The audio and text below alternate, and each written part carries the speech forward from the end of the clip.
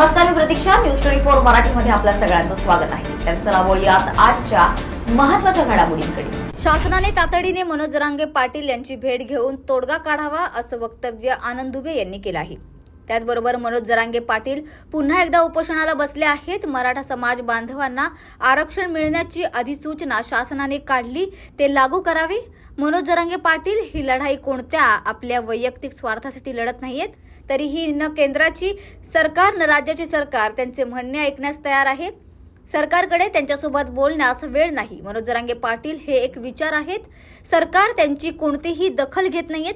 त्यांची प्रकृती खालवली आहे. शासनाने तातडीने त्यांची भेट घेऊन तोडगा काढावा. शासनाने आणलेल्या अध्यादेशाची वेळीच अंमलबजावणी करावी असंही ते यावेळी म्हणाले.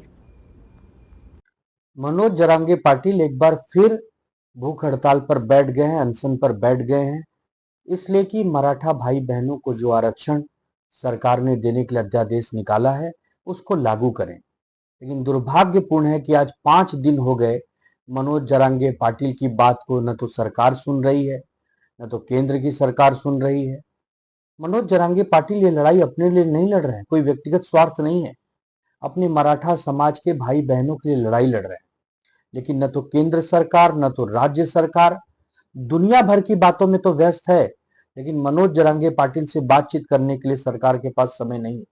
मनोज जरांगे पाटिल की तबीयत लगातार खराब हो रही है, उनका बीपी हाई हो रहा है, उनके शरीर में और भी बहुत सारे प्रॉब्लम्स चल रहे हैं, लेकिन सरकार उदासीन हो गई है। सरकार गंभीर नहीं है। सरकार को लग रहा है कि एक मनोज जरांगे पाटिल क्या कर लेंगे, लेकिन मनोज जरांगे पाटिल ये कोई एक व्यक्ति नहीं है, विचार है। मनोज जरांगे पाटिल एक समाज की लड़ाई लड़ रहे हैं, अपने लोगों की लड़ाई लड़ रहे हैं। अगर ये सरकार उनकी बात नहीं मानेगी तो स्वाभाविक सी बात है कि अक्टूबर और नवंबर में जो विधानसभा के चुनाव हैं उसमें मराठा समाज दिखा देगा। जैसे लोकसभा में आज भारतीय जनता पार्टी की हार हुई है, वैसे ही भारतीय जनता पार्टी उनके सहयोगी की हार होना सुनिश्चित है। लेकिन सरकार को देखिए, इतनी तानाशाही, इतनी अहंकारी। पहले तो मनोज जरांगे पाटिल से बातचीत भी करती थी, अब तो बिल्कुल बातचीत नहीं करती, उनसे कोई प्रतिनिधि मंडल मिलता तक नहीं है। इतना अहंकार ठीक नहीं है। आने वाले समय में बीजेपी की करारी हार होना सुनिश्चित है।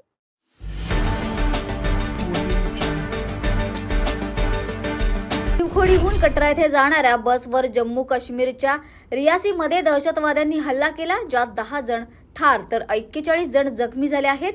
या दहशतवादी हल्ल्याच्या निषेधार्थ आज विश्व हिंदू परिषदेने देशभरात निदर्शने केली. महाराष्ट्रातील नागपूरमध्ये ही निदर्शने करण्यात आली आहे. विश्व हिंदू परिषदेच्या लोकांनी हातात निषेधाचे पोस्टर आणि हातात भगवे झेंडे घेऊन नागपुरातील बडकस चौकात निदर्शने केली व जोरदार घोषणाबाजी केली. या निदर्शनादरम्यान बजरंग दलच्या काही कार्यकर्त्यांनी प्रतिकात्मक पुतळा जाळण्याचा प्रयत्नही केला. मात्र या दरम्यान 3 तरुण आगीत अडकले आणि त्यांचे हात आणि शर्ट जळाले. या निदर्शनाच्या माध्यमातून विश्व हिंदू परिषदेचे राज्य प्रचारक गोविंद शेंडे यांनी केंद्र सरकारला इशारा दिला आहे की अमरनाथ यात्रा काही दिवसांनी होणार आहे, त्यामुळे या यात्रेला कडक सुरक्षा व्यवस्था करण्यात यावी. जर ही घटना पुन्हा घडली तर त्याचे परिणाम देशभरात दिसून येतील. जम्मू काश्मीर मध्ये 3 दिवसामध्ये 3 हमले आणि याच्या मागचं मुख्य कारण आता जे इलेक्शन संपन्न झाले त्या इलेक्शन मध्ये काश्मीरच्या लोकांनी जवळपास 60% मतदान केलं. ज्या काश्मीरमध्ये 5 ते 10% मतदान मोठ्या मुश्किलीने होत होतं, धारा 370 हटवल्यानंतर झालेल्या इलेक्शन मध्ये जवळपास 60% मतदान झालेलं आहे. आणि या 60% मतदान झाल्याने पाकिस्तान आणि त्यांचे समर्थक जे या काश्मीरमध्ये राहतात आणि काही लोक अजून त्यांचे दिमाग ठिकाण्यावरती आले की हे काय झालं. धारा 370 हटवण्याचा परिणाम आहे.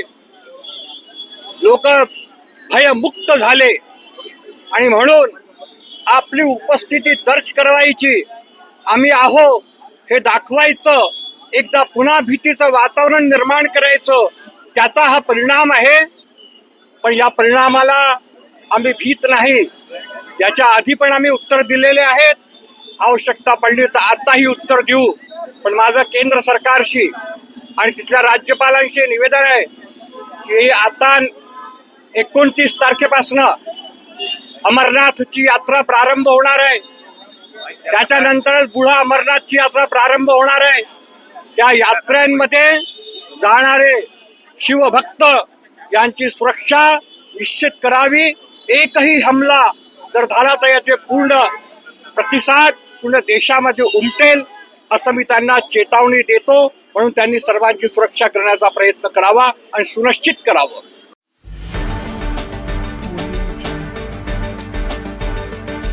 नुकत्याच जाहीर झालेल्या नीट परीक्षेच्या निकालांमध्ये घोटाळा झाल्याचा आरोप करीत आज अमरावती शहरातील पंचवटी चौक येथे अखिल भारतीय विद्यार्थी परिषदेच्या पदाधिकारी व कार्यकर्त्यांनी निदर्शने केली. जाहीर झालेल्या नीट परीक्षेच्या निकालांमध्ये 60 पेक्षा अधिक विद्यार्थ्यांना पैकीच्या पैकी गुण मिळाल्याने या निकालांमध्ये मोठा घोटाळा झाल्याची शंका या विद्यार्थ्यांनी व्यक्त केली आहे. त्यामुळे या संपूर्ण प्रकरणाची सीबीआय मार्फत चौकशी करण्याची मागणी देखील अखिल भारतीय विद्यार्थी परिषदेतर्फे करण्यात आली आहे. नमस्कार. डॉक्टर होण्याचं स्वप्न बाळगून आपल्या भारत देशातले लाखो विद्यार्थी आपली नीटची परीक्षा देतात. तर हा म्हणजे एवढ्या मोठ्या परीक्षेमध्ये गैरप्रकार झालेला कोणाला सहन होणार नाही. एकाच सेंटरवरच्या 14पेक्षा जास्त विद्यार्थ्यांना 720 पैकी 720 मार्क पडतात. त्यानंतर त्यांना ग्रेस मार्क मिळतात, म्हणजे 708 719 असे मार्क आत्तापर्यंत कधी कोणाला पडले नाही. त्यानंतर पेपर लीक होतो आणि हे मान्यसुद्धा झालं की पेपर लीक झाला होता. मग एवढं सगळं असताना जे विद्यार्थी कष्ट करून मेहनत करून परीक्षेमध्ये चांगले मार्क मिळवतात त्यांना चांगलं कॉलेज भेटत नाही किंवा गव्हर्नमेंट कॉलेज भेटत नाही. मग ज्या लोकांची म्हणजे जे लोक फीस भरू शकत नाहीत किंवा भरू शकत नाहीत मग त्यांना चांगलं कॉलेज भेटत नाही आणि जास्त पैसे भरून ॲडमिशन घ्यावं लागतं या कॉलेजला. तर हे मान्य होणार नाही. त्यामुळे आम्ही ABVP तर्फे म्हणजे हा सगळा जो प्रकार आहे त्याची CBI चौकशी व्हावी अशी मांग करतो. धन्यवाद. अखिल भारतीय विद्यार्थी परिषद अमरावती महानगर सहमंत्री. आपल्या सर्वांना माहितीच आहे की गेल्या 4 जूनला नीट परीक्षेचा देशभरामध्ये रिझल्ट लागला. हा रिझल्ट 14 तारखेला लागणार होता, पण तरी 14 न लागता तो खूप लवकर म्हणजे 10 दिवसांनी 4 तारखेलाच लागला.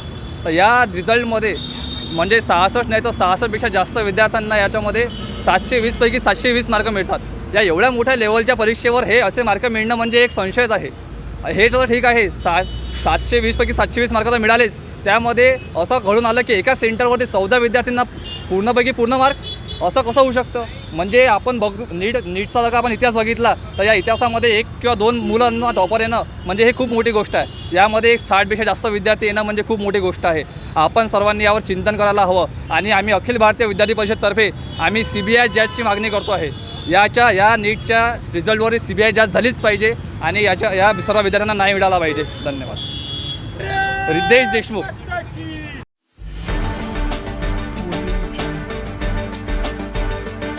वर्ध्यातही नीट परीक्षेत झालेल्या घोटाळ्याच्या विरोधात अखिल भारतीय विद्यार्थी परिषदेच्या वतीनं निदर्शने करण्यात आली. छत्रपती शिवाजी महाराज चौक येथे ABVPच्या कार्यकर्त्यांनी एकत्र होत एक आंदोलन केले.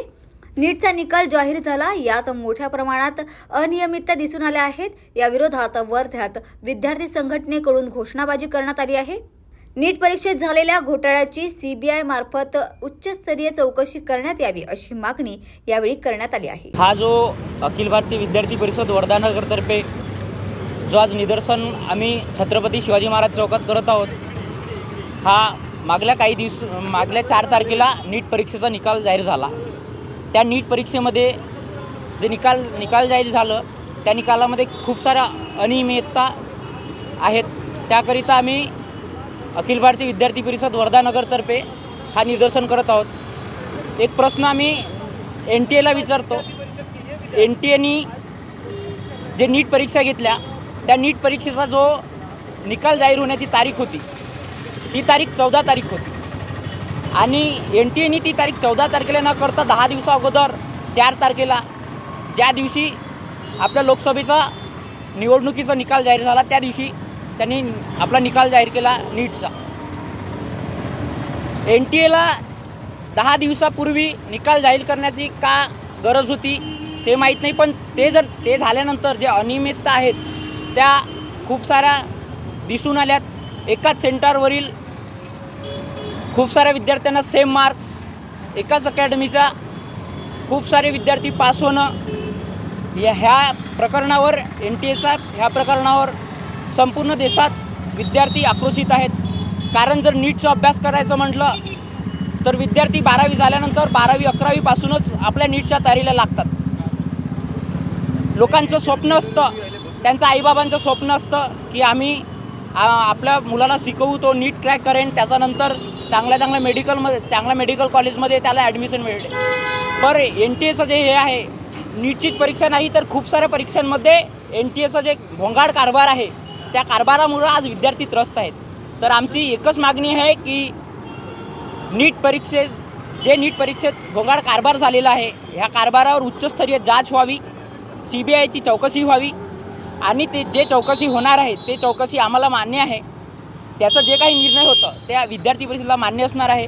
पण ह्या प्रकरणाची उच्चस्तरीय जांच व्हावी आणि विद्यार्थ्यांच्या ह्या मागणीला पूर्ण करण्याकरिता आम्ही सरकारकडे आणि NTA मागणी करतो की NTAवर आणि NTAमध्ये जो भ्रष्टाचार सुरू आहे त्या भ्रष्टाचारावर बंदी घालावी, हेच विद्यार्थी परिषदेची मागणी आहे.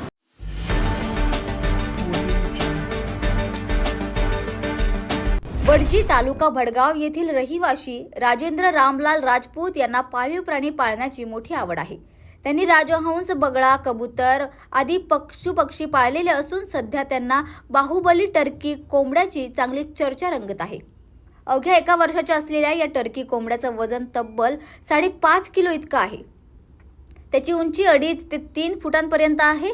त्याची किंमत चक्क 5,000 इतकी आहे असं नंदलाल राजेंद्र राजपूत यांनी सांगितलं आहे. बाहुबली टर्की कोंबडा त्याच्या जेवणात इतर कोंबड्यांप्रमाणेच खाण्यावर ताव मारतो. त्यांच्या जेवणात वाटाणा, चणे, शेंगदाणे दिले जाते. राजेंद्र रामलाल राजपूत हे कामानिमित्त बाहेरगावी गेले होते. त्यांना तेथे ही बाहुबली टर्की जातीच्या कोंबड्या दिसून आल्या. त्यावेळेस त्यांनी घरी आल्यावर आपल्या मित्रांना ही माहिती सांगितली. इतरही ठिकाणी तपास करून त्यांनी या बाहुबली टर्की जातीच्या कोंबड्यांची उंची मागून ते आपल्या गावरान कोंबडीखाली बसवून दिले. त्यानंतर एक नर व एक मादी यावेळी या अंड्यातून जन्माला आली. त्यानंतर त्या पिल्लाची चांगली देखभाल करून त्यांना वाढी लावून आज भले मोठे बाहुबली टर्की कोंबडा झाला आहे. राजेंद्र रामलाल राजपूत यांनी भडगाव तालुक्यातील वडजी फाट्यावर आपल्या शेताच्या रस्त्यावर रसवंती टाकली असून या ठिकाणी त्यांनी पाळलेल्या बाहुबली टर्की जातीच्या कोंबड्याला बघण्यासाठी अनेक लोक थांबतात. तेव्हा प्रत्येक जण त्यांना पाहून हा मोर आहे का असे कुतूहलाने विचारतात. पण जेव्हा ते सांगतात की हा मोर नसून टर्की जातीचा कोंबडा आहे तेव्हा मात्र उपस्थितांमध्ये चर्चा होते. अनेक जणांना या कोंबड्यासोबत सेल्फी देखील काढताना लोकांनी पाहिले. नमस्कार, माझं नाव नंदलाल राजेंद्र राजपूत, राहणार वडजी, तालुका भडगाव. आमची इथे रसवंती आहे, हर हर महादेव रसवंती आहे. रस प्यायला भरपूर लोक येतात. मग आमचे वडील आहेत राजू रामलाल परदेशी, ते कुठे बाहेरगाव गेले ते फिरायला. त्यांनी पाहिलं तिथे टर्की कोंबडी. आमच्या वडिलांना पशु पक्षी प्राणी यांचा छंद आहे. जसं नवीन काहीतरी दिसलं तर ते लगेच घेऊन येतात. त्यांच्यापासून उत्पन्नाचा स्रोतचा काही विषय नाही आहे, फक्त घेऊन येतात एक शो म्हणून, त्यांना छंद आहे म्हणून. मग त्यांनी टर्की कोंबडी पाहिली. मग तिथे टर्की कोंबडी पाहिल्यानंतर त्यांनी मला सांगितलं की मी तर अशा ठिकाणी टर्की कोंबडी पाहिलेली आहे, त्यांनी कुठे आणला ते शोध लावा. मग वडिलांचे मित्र आहेत तर त्यांच्याकडे होती. मग त्यांनी आम्हाला सांगितलं. मग ते बाहेरून आम्ही टर्की कोंबडी मागवली. मग तिचे अंडे पण मागवले आम्ही. अंडे मागवल्यानंतर ती कोंबडीने अंडे पण फोडले. मग त्याच्यात नर आणि माद्या 2 निघाले. मग ते लहानचे मोठे केले. आणि ते मोठे झाल्यानंतर तो नर असं एक आकर्षित पिसारा फुलवतो, जसा मोरासारखा. जसं सेम मोर नाचतो ना तसं तो सेम नाचत असतो. मग लोकांना जसं रसवंतीवर रस प्यायला येतात तेव्हा लहान बाळ, मुलं, लेडीज जेव्हा ते पाहतात तेव्हा त्याच्याकडे आकर्षित होतात. ते मग ते सेल्फी घेतात. सेल्फी घेतल्यानंतर ते म्हणतात की हा भाऊ मोर आहे का? आम्ही म्हणतो नाही, मोर नाही आहे, पण मोरासारखा सेम नाचतो म्हणून मोरसारखा दिसतो, पण मोर नाही, ही टर्की कोंबडी आहे, टर्की नर येतो. आणि वडिलांनी परत तसेच एक राजहंस आणले. ते राजहंस पण पांढरं शुभ्र एकदम स्वच्छ एकदम भारी दिसतात. मग त्यांच्याकडे पण लोक सेल्फी घेतात. पण ते लोक पण विचारतात हे बदक आहे का? बदक नाही, ते राजहंस आहेत. राजहंसमध्ये परत एक प्रकार आहे आफ्रिकन राजहंस, ते पण आणले वडिलांनी.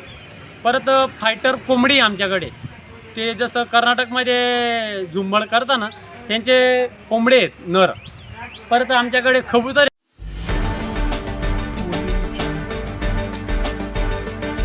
केंद्रातील सरकार फार काळ टिकणार नाही असं वक्तव्य भास्कर जाधव यांनी केलं आहे. त्याचबरोबर भाजपने 10 वर्ष कंठशोष केला की काँग्रेस मुक्त भारत आणि यावेळी 400 पारचा नाराही दिला. सत्तेचा उन्माद, शासकीय यंत्रणांचा वापर करून आलेला माज, अनेकांना रेट टाकून त्यांचं जगणं हैराण केलं होतं. त्याचबरोबर 400 पार कशाला, तर घटना बदलायची आहे हे त्यांच्या काही खासदारांच्या तोंडातून बाहेर आलं. रशियासारखी राजवट आणायची असं पाप त्यांच्या मनात दडलं होतं. राम मंदिर हे राष्ट्रीय स्मारक सांगायचं आणि त्यांच्या उद्घाटनाची संधी राष्ट्रपतींना द्यायची नाही. तसेच पंतप्रधान नरेंद्र मोदी अहंकारामध्ये संविधान बाजूला ठेवून संसद भवनाचं उद्घाटन केलं. नको तो उद्योग यावेळी पंतप्रधानांनी केला. 22 जानेवारीला राम मंदिराचं उद्घाटन केलं, ते हनुमान जयंती किंवा रामनवमीला का केलं नाही? रामाची मूर्ती बसवत असताना छोटा राम बनला. हनुमान सीतामाईला बाजूला केलं. रामापेक्षा मोठं नरेंद्र मोदी आहेत का, असा प्रश्नही त्यांनी यावेळी उपस्थित केला आहे. एक जबरदस्त असा सगळ्याच राजकीय पक्षांना मी कुठल्या एका पक्षाला म्हणत नाही, एक जबरदस्त असा उपदेश, एक संदेश देऊन गेली की तुम्ही श्रेष्ठ नाही, की माझी सगळी भाषण तुम्ही काढून बघा युट्यूबवरती. मी सांगत होतो की जनता जनार्दन मोठा आहे. लोकशाहीमध्ये आम्ही मोठे नाही, जनता मोठी आहे. जनता मोठी आहे. विस्तार बोलायचं तर वेळ झाला करा, म्हणून मी जास्त वेळ तुमचा घेत नाही. म्हणून जनता सर्वोच्च आहे याचं भान ज्यांना विसरतात त्यांची ही अशी अवस्था होती. फार काळ हे राज्य टिकणार नाही. केंद्रामधलं सरकार फार काळ टिकणार नाही. तुम्ही बघितलं कोणाकोणाला काय काय दिलं तुम्ही, कोणाला काय काय नाही दिलं ते, बरोबर आहे ना? जे न बुलाय मेहमान ज्यांना म्हणतात, तू मान न मान, म्हणजे त्याला मेहमान ते आता बसले तर मला निमंत्रण पण नाही. लक्षात आले ना तुमच्या? यांनी पाठिंबा दिला, तेवढ्या वर्गाला केल्या होत्या. आम्हाला रेल्वे खातं मिळालं पाहिजे, आम्हाला लोकसभेचं अध्यक्षपद मिळालं पाहिजे, कोण म्हणाला आम्हाला बांधकाम खातं मिळालं पाहिजे. दिलं ते घे, त्याचं जा. आता कळून चुकलंय त्यांना, कारण ह्यांच्याकडे विरोधी पक्षाचा मान सन्मानच नाही. यांना गरज संपली की हे कोणावरही उलटतात. काय सांगत होते हे सांगत होते काय की आमच्या नरेंद्र मोदींचा फोटो लावला म्हणून शिवसेनेचे उद्धव बाळासाहेब ठाकरेंचे 18 खासदार निवडून आले. माझ्या मित्र पक्षांनी गैरसमज करून घेऊ नये. मी सर्वांचाच सन्मान बोलतोय, सर्वांना बोलतोय. मी बॅनर मागे बघितला नव्हता. सगळ्या नेत्यांचे फोटो आहेत की नाही आहेत. मला सांगितलं पाहिजे या अशा प्रकारचा चमत्कार घडलाय. संजय राऊतांच्या नेतृत्वाने या जिल्ह्यात आपल्या भागात तुम्हाला काम पक्षाचं करायचं आहे. आतापर्यंत भाजपवाले सांगत होते की नरेंद्र मोदींचा फोटो तुम्ही आमचा लावला म्हणून तुमचे खासदार निवडून आले. मी टाहू करून प्रत्येक ठिकाणी सांगत होतो, अरे 2012 पर्यंत 2014 पर्यंत कोण होते नरेंद्र मोदी? 2014 पर्यंत एकाही आपल्या राजू वागरकर एकाही आपल्या बॅनरवर नरेंद्र मोदींचा फोटो नव्हता, भाजपच्या पण नव्हता. फक्त 1988 सालात फोटो कोणाचा होता? ते एकमेव नेते हिंदू हृदय सम्राट शिवसेना प्रमुख माननीय बाळासाहेब ठाकरे. मी माझ्या परवाच्या इंटरव्ह्यूमध्ये सांगितलंय की तुम्ही आम्हाला सांगत होता की आमचा नरेंद्र मोदींचा फोटो लावता म्हणून तुमचे खासदार येतात. आज तुमचे 9 निवडून आले. मी आज तुम्हाला सांगतो, आज आमचं धनुष्यबाण जर तोडलं नसतं, आमचा पक्ष तोडला नसता आणि आमच्या शिवसेना प्रमुखांचा जर फोटो तुमच्या गावावर लावला नसता तर तुमचे सगळ्यांचे 4 सुद्धा खासदार या महाराष्ट्रात निवडून आले. 4 सुद्धा खासदार तुमचे निवडून आले नसते. नियती आपला न्याय करत असते. ज्या बाळासाहेबांबद्दल तुम्ही सातत्याने बोलत होता, त्यांच्या सुपुत्राबद्दल वाटते त्या मर्यादा सोडून तुम्ही बोलत होता. तुमची जी काही त्यांची लायकी नाही ती सुद्धा पिंटी बोलत होती. पण आज चमत्कार महाराष्ट्रामध्ये घडलाय. काय घडलाय की 88 सम्राट मान्य बाळासाहेब ठाकरेंचा फोटो होता, नरेंद्र मोदींचा नव्हता. आमच्या आघाडीच्या बॅनरवर असणार होता, काँग्रेसच्या होता, राष्ट्रवादीच्या होता, शिवसेनेच्या होता, पण भाजपच्या बॅनरवर सुद्धा बाळासाहेबांचा फोटो होता. एकनाथ शिंदेच्या बॅनरवर बाळासाहेबांचा फोटो होता आणि अजित पवारांच्या बॅनरवर बाळासाहेबांचा फोटो होता. पण आमच्या मात्र इंडिया आघाडीच्या फोटोवर बॅनरवर नरेंद्र मोदींचा फोटो नव्हता. हा नियतीचा न्याय आहे. याला नियती म्हणतात. नियती प्रत्येकाचा हिशोब करत असते. मोहन मिरगल वगैरे राजू भागवत वगैरे काम करण्याजोग बसलेले आहेत. माझ्या आयुष्यामध्ये अनेक चढउतार आले. मी नेहमी सांगत असतो नियती न्याय करत असते. मी अन्यायाचं वागत नाही. तर या होत्या आजच्या महत्त्वाच्या घडामोडी. अशाच महत्त्वाच्या घडामोडींसाठी पाहत रहा न्यूज 24 मराठी.